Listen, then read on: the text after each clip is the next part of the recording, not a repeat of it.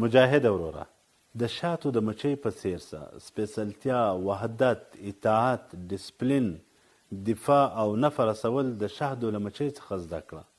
د شهدو مچۍ ښکلی منظم نظام، پلان او حکومت لري، د مجازاتو او مکافاتو قوانین لري، په خپلو کې سره یو موټی دي، زیارکشه او کارنده حشرې دي، خپلې ملکې یعنې واکمنې ته ژمنې او د هغې له لارښوونو نه پرته یو ګام هم نه اخلي. په مردارو او زهرجنو بوټو نه کښېني، بلکې له ښایسته ګلونو څخه شیره رازبېښي او په دنیا کې تر ټولو خوړو ګټور خواړه یعنې شات پنځوي.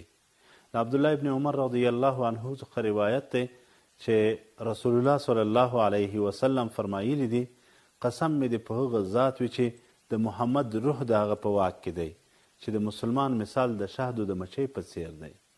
پاک یعنی د ګلانو شیره خوري، پاک یعنی شهد پنځوي، که په ګل او بوټي کښېني نه یې ماتوي او نه فساد او ویجاړی رامنځته کوي. د دې حدیث روایت احمد کړی دی.